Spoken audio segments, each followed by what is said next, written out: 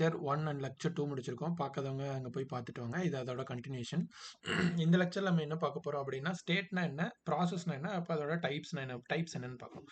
இப்போ ஸ்டேட் அப்படின்னா, இப்போ ஃபார் எக்ஸாம்பிள் நம்ம வந்து ஒரு பிவி டயக்ராம் எடுத்துப்போம். பிவி டயக்ராமில் இப்போ இங்கே ஒரு பாயிண்ட் இருக்குது. இந்த பாயிண்ட் வந்து 1ன்னு வச்சுப்போம், இந்த பாயிண்ட் வந்து 2ன்னு வச்சுப்போம். இப்போ இந்த 1ங்கிறது தான் ஸ்டேட். ஸ்டேட்னா என்னன்னா கண்டிஷன் ஆஃப் த சிஸ்டம்னு சொல்லுவாங்க. ஸ்டேட்னா என்ன, கண்டிஷன் ஆஃப் த சிஸ்டம். நம்ம ஒரு சிஸ்டம் பற்றி படிக்கிறோம்ல, அதோட கண்டிஷன். இப்போ ஃபார் எக்ஸாம்பிள் இப்போ ஃபர்ஸ்ட் ஸ்டேட் வந்து இப்போ வால்யூம் வந்து ஒரு 1 மீட்டர் கியூப்னு வச்சுக்கலாம். அதோட ப்ரெஷர் வந்து ஒரு 100 மெகா பாஸ்கல்னு வச்சுக்கலாம். இப்போ செகண்ட் ஸ்டேட் என்ன ஆகுது அப்படின்னா, நமக்கு வந்து ப்ரெஷர் குறையுது. ப்ரெஷர் குறைஞ்சது நம்ம ஒரு 15 வச்சுக்கலாம். அதுக்கப்புறம் இது பார்த்தீங்கன்னா வால்யூம் அதிகமாகுது, ஒரு 5 மீட்டர் கியூப் வச்சுக்கலாம். இப்போ இது வந்து ஸ்டேட் 1, இது வந்து ஸ்டேட் 2.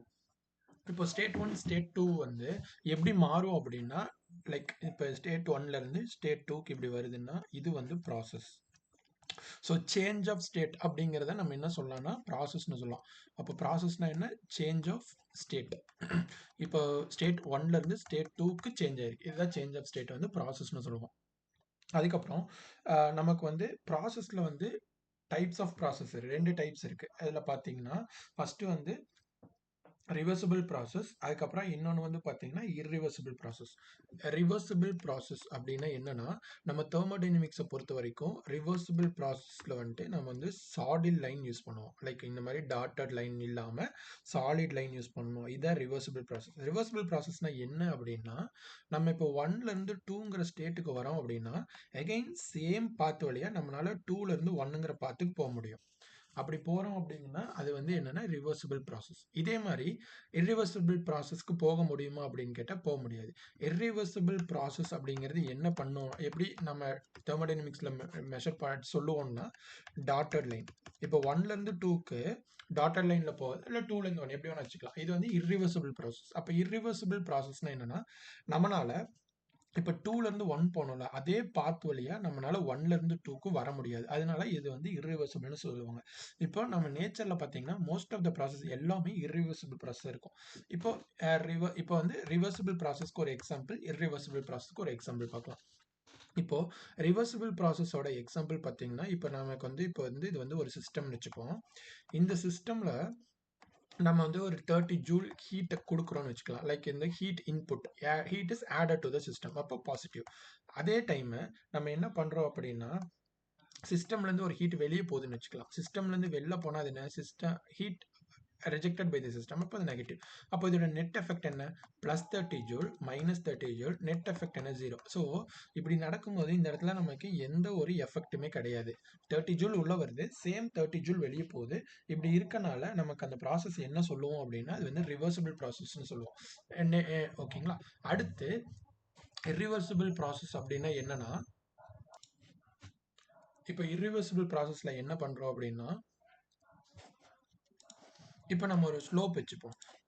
லைக் இந்த மாதிரி ஒரு இன்க்ளைன்டு ஸ்லோப் இந்த மாதிரி இருக்குன்னு வச்சுக்கலாம். வச்சுக்கும் போது இப்போ நம்ம இந்த இடத்துல வந்து ஒரு ஆப்ஜெக்ட் இருக்குது. இப்போ ஒரு ஆப்ஜெக்ட் இருக்குது, இது ஒரு பாடி. இப்போ இந்த பாயிண்ட் வந்து 1 பாயிண்ட்னு வச்சுப்போம், இது வந்து 2ன்னு வச்சுக்கலாம். இப்போ நான் என்ன பண்ணுறேன்னா, எக்ஸ்டர்னல் ஃபோர்ஸ் அப்ளை பண்ணி நான் இந்த பிளாக்கை இது மேலே லிஃப்ட் பண்ணுறேன். அப்போது ஃப்ரிக்ஷனால் என்ன ஆகும், நமக்கு வந்து ஹீட் வந்து ஜென்ரேட் ஆகும். இது வந்து நம்மளோட சிஸ்டம், கரெக்டாக. இது வந்து நம்மளோட சரௌண்டிங். அப்போது Q1 to 2ல என்ன ஆகுது அப்படின்னா, ஹீட் வந்து சிஸ்டம்லேருந்து சரௌண்டிங்க்கு வந்து வருது. அப்போ சிஸ்டம் வச்சு பார்க்கும்போது ஹீட் என்னாச்சு, நெகட்டிவ். ஸோ ஃபார் எக்ஸாம்பிள் -30ன்னு வச்சுப்போம். ஓகே. செகண்ட் என்ன பண்ணுறோம் அப்படின்னா Q2 to 1. இப்போ என்ன பண்ணுறோன்னா, இந்த 2ல இருக்கிற 2 கிட்ட இருக்க சிஸ்டமை எகைன் நம்ம கீழே கொண்டு வரோம் சேம் ஸ்டேட்டுக்கு. இப்போ 1 to 2க்கு நான் கொண்டு போனேன், அதே மாதிரி எகைன் நான் 2 to 1 கொண்டு வரேன். இப்போ நான் 2 to 1 கொண்டு வரும்போது ஹீட் என்ன ஆகும், சிஸ்டம்க்கு ஆட் ஆகுமா, கிடையாது. அதே மாதிரி மேலேருந்து கீழே வரும்போது என்ன ஆகும், ஹீட் என்ன ஆகும், எகைன் அது வந்து சரௌண்டிங் தான் போகும். அப்போ ஹீட் ரிஜெக்ட் ஆகுமா சிஸ்டம்லேருந்து. அப்போ என்ன ஆகும்னா, நமக்கு வந்து சிஸ்டம்லேருந்து -30 1 to 2, அதே மாதிரி 2 to 1 -30 தான் இருக்கும். இப்படி இருக்கும்போது என்னாச்சு, நெட் எஃபெக்ட் வந்து -60. ஸோ இப்படி இருக்க ப்ராசஸை நம்ம தெர்மோடைனமிக் சைக்கிளில் பார்க்கும்போது நம்ம என்ன பண்ணுவோம், டயக்ராமில் பார்க்கும்போது டாட்டடாக இருக்கும். இதே ரிவர்சிபிள் ப்ராசஸ் அப்படின்னா சாலிட். ஸோ சாலிட் லைனில் போட்டால் அது என்னது, ரிவர்சிபிள் ப்ராசஸ். டாட்டட் லைனில் போட்டோம் அப்படின்னா அது ரிவர்சிபிள் ப்ராசஸ். ஓகே, இதெல்லாம் தான் வந்து இந்த டாப்பிக்கோட இம்பார்ட்டன்ட் பாயிண்ட்ஸ். அடுத்து நம்ம என்ன பார்க்குறோம்னா, அடுத்து வந்து நம்ம பார்க்குற பாயிண்ட் ஹெட்டிங் பார்த்தீங்கன்னா குவாசி ஸ்டாட்டிக் ப்ராசஸ். இது ரொம்ப இம்பார்ட்டன்ட் கொஸ்டின் ஆக்சுவலா. குவாசி ஸ்டாட்டிக் ப்ராசஸ் இப்ப நீங்க செமஸ்டர் எக்ஸாம்ஸ்லாம் எழுதுனீங்க அப்படின்னா, இந்த கொஸ்டின் கண்டிப்பா கேட்பாங்க. Quasi static process. குவாசினா என்னன்னா வெரி ஸ்மால். லைக் ரொம்ப ரொம்ப ரொம்ப ரொம்ப ஸ்மாலா, ஸ்லோவா அந்த ப்ராசஸ் நடக்குது. நல்லா டெஃபினிஷன் பாருங்க. எ process which is carried out very slowly with a small difference in properties. அப்போ ரொம்ப ரொம்ப ஸ்லோவா நடக்கும். அப்படிங்கிறது தான் குவாசினாலே வெரி ஸ்லோ. அப்போ வெரி ஸ்லோவா இந்த ப்ராசஸ் நடக்கும். இப்போ இப்போ நம்ம இதுக்கு முன்னாடி என்ன படிச்சோம்? ரிவர்சிபிள் ப்ராசஸ் படிச்சோமா? இப்போ ரிவர்சிபிள் ப்ராசஸ்னா என்னன்னா, வெரி ஸ்லோவா இருக்கணும். அப்பதான் நமக்கு வந்து என்ன ஆகும்னா, ஃப்ரிக்ஷன் வந்து இருக்காது. ஃப்ரிக்ஷன் இருந்தாலே என்ன ஆகும்? ஃப்ரிக்ஷன் இருந்தா நமக்கு ஹீட் ஜெனரேட் ஆகும். ஹீட் ஜெனரேட் ஆனா என்ன ஆகும்? அது சரவுண்டிங் போகும்.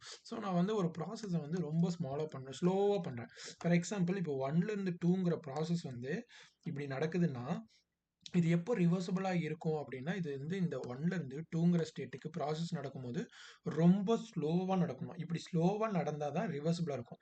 ஸோ, இந்த மாரி ஸ்லோவா நடந்தா என்னன்னா, ரிவர்சிபிள் ப்ராசஸ் சொல்றோமா, அந்த ரிவர்சிபிள் ப்ராசஸ்க்கு இன்னொரு பேரு வந்து குவாசி ஸ்டாட்டிக் ப்ராசஸ்.